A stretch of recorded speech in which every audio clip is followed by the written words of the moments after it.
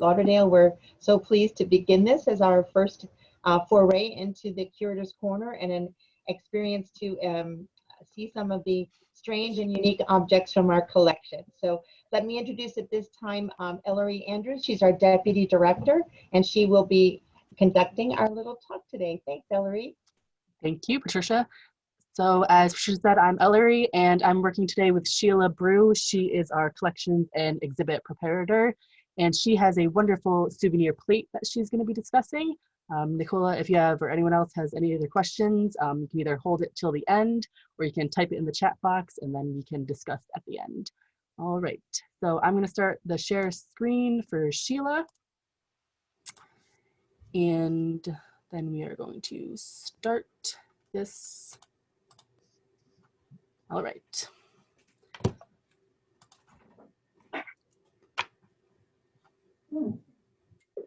Take it away, Sheila. Okay. Hi, everybody. So thank you for joining us. This is a picture of the actual plate. And as you see it, in the center is a fascinating painting. When I first looked at it, I thought, what is this little boat doing traveling into the vast emptiness there of Lake Okeechobee? And with the only thing in sight, this bold cypress tree, which is like a marker into Lake Okeechobee from the 3 Mile Canal. And so I began wondering, well, why was it going into the lake? Are people living there? Where did it come from? And where else did it go to? And from there, one thing led to another, and we had the story. So that's that one.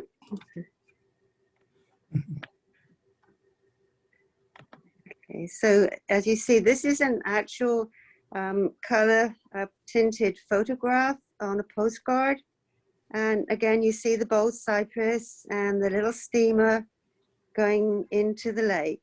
And like today, it's far different, but in those days, it really was quite remote and empty, apart from some people that did actually live around the lake in the early part of the 20th century. They mostly did fishing, made a living that way, and formed communities there. Okay, next one. And this is an actual photograph, which is really similar to the previous pictures you saw. I'm not sure what's going on the side to the right, but it seems it's probably agriculturally related. And there you see the little boat, and I think in this picture, it's actually coming back down the 3 Mile Canal past that wonderful bold cypress tree. And this is a very old picture. Okay, next one. So this is a quote from Lawrence Will. As some of you might know, he was a historian of like the history of Florida, particularly South and Central Florida. And he wrote several wonderful books, including about steamboats and the Okeechobee Lake area. And at one time, he actually did work on the dredges that built all the canals in South and Central Florida. And the way he speaks, as you see on the writing, it's called cracker language. And you know, it's a little bit different from regular English, as you might see. Okay. This is a picture of, it's not of the Siwani, but it's of another steamboat. And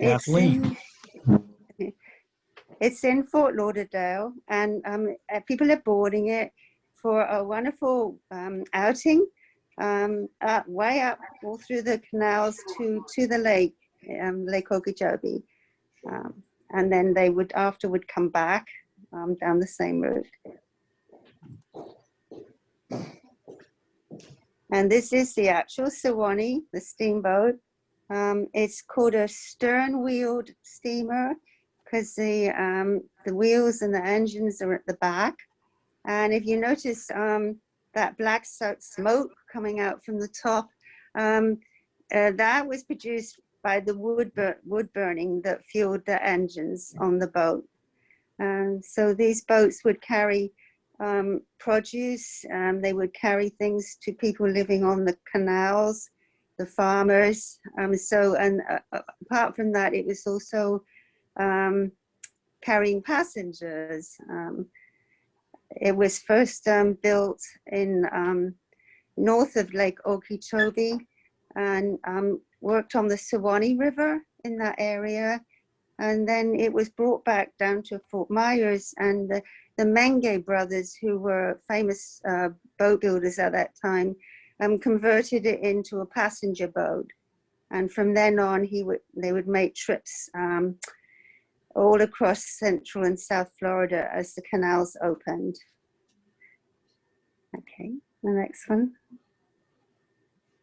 And this is another quote from a pioneer family member. This is Frank Oliver. They owned a department store in the early part of the 20th century in Fort Lauderdale. And as you see, she's describing the wonderful things she saw on the trip. And of course, in those days, there would have been many wonderful birds that fed in the marshes there, and lots of vegetables that you would see growing from the farmers that had settled on the banks of the canals after they were built.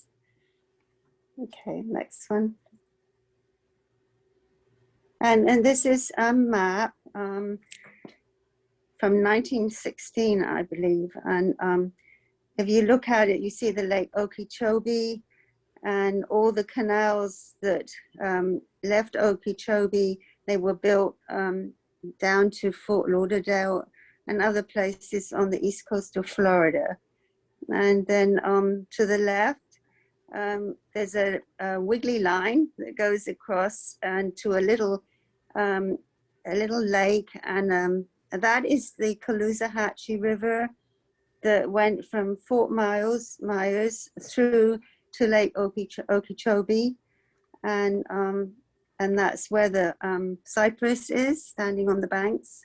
And the Siwani also used to go up the coast to Punta Gorda, which would be north of Fort Myers, and would pick up passengers there and bring them back and take them to the lake for hunting trips. And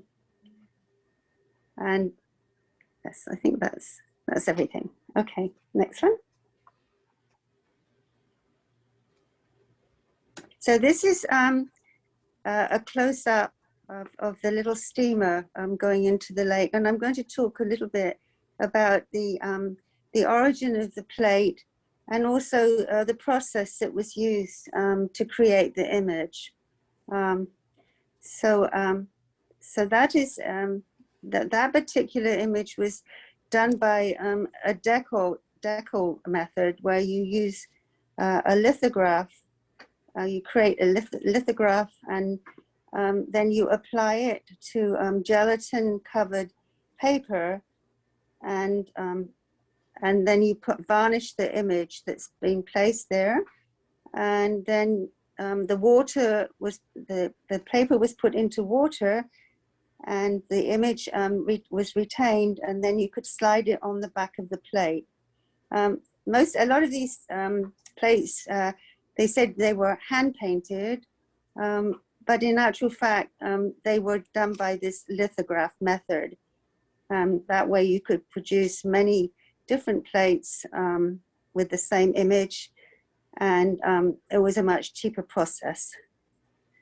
Okay.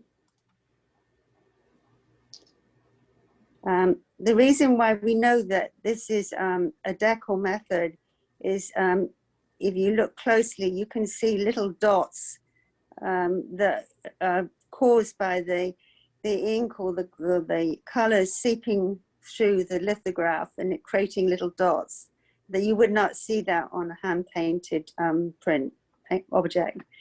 Okay. So next.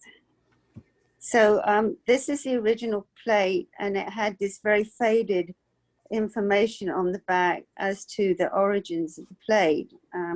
So you could just about read John Roth Studios at the top, and made in Germany, and a little part at the bottom, very faded, you see Fort Lauderdale.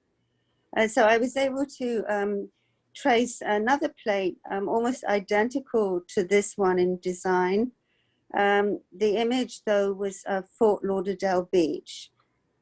So we're going to move on to that one. So, so this is on the back of that particular plate was the origin quite clearly written. So it was the John Roth Studios in Germany.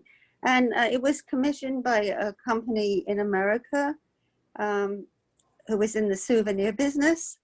And they would create the plates and send them to America. And this one was commissioned by the postcard shop in Fort Lauderdale that I believe is no longer there, but used to be on Las Olas Boulevard here in downtown Fort Lauderdale. So from that, I guessed, or I think it's very likely that the plate that we have was of the same origin as that. Souvenirs were very popular in Europe.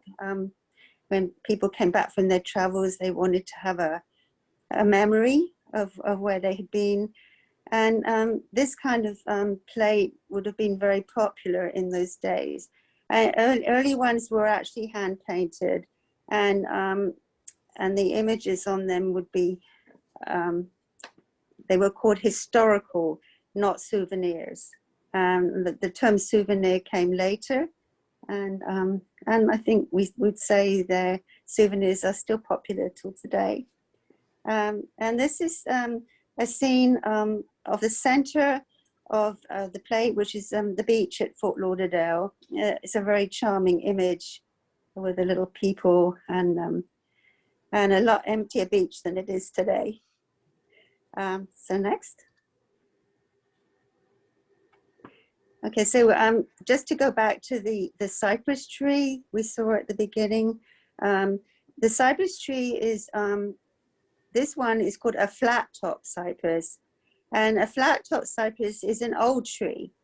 A younger one is more conical shaped. And for some reason, as it gets older, I guess it gets bent over like we all do when we get older.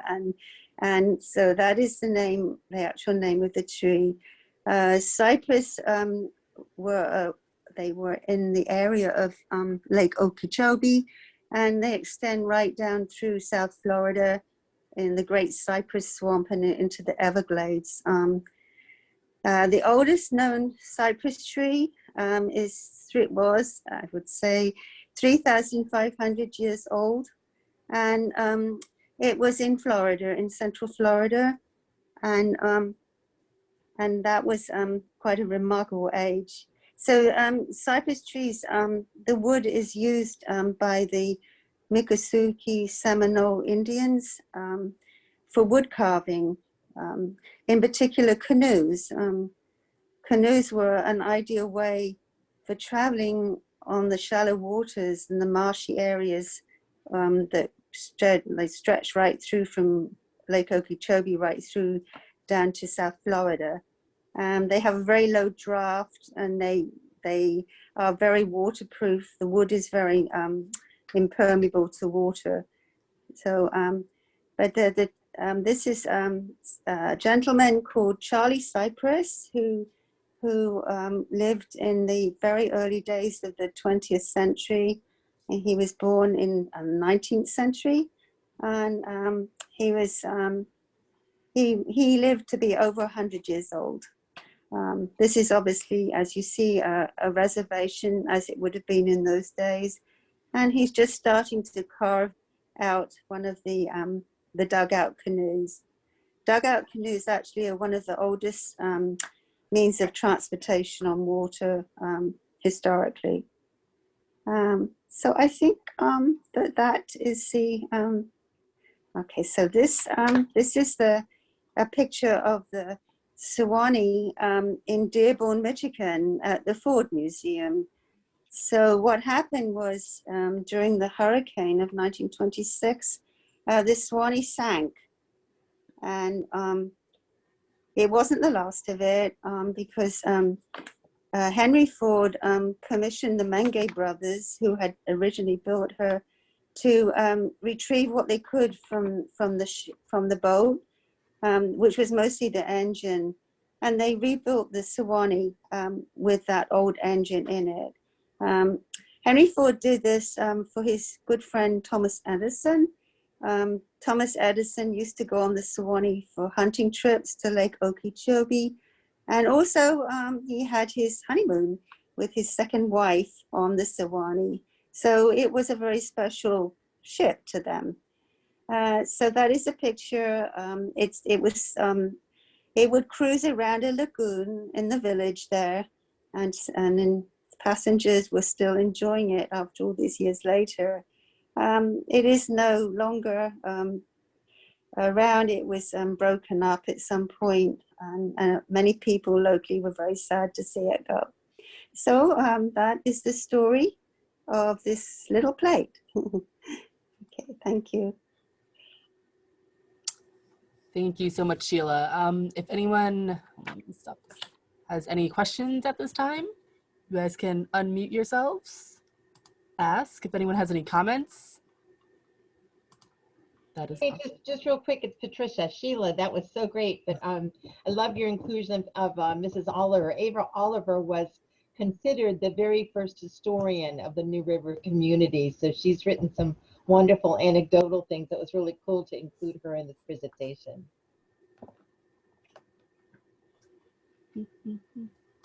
Oh, we have something in the chat.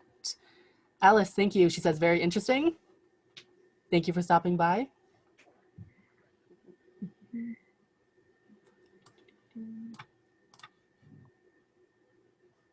So this is Patricia again. We're going to continue this as sort of a lunchtime gathering, and we will be doing this every fourth Thursday of the month with a little anecdotal piece from our collections that don't get seen very often.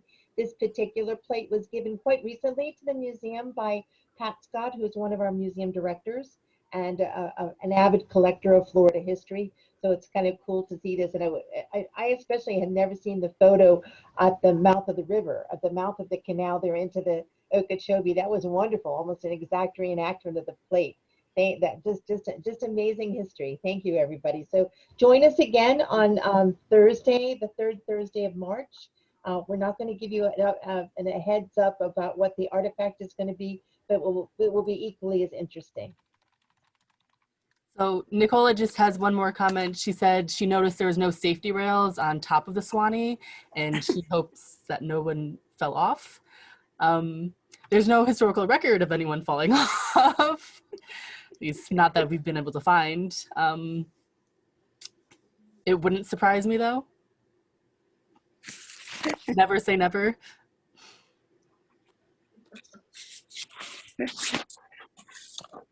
Well, that's interesting. I didn't notice that. Yeah. If I can go back. Hold on. I guess it moved very slowly compared Yes, to on this modern. one.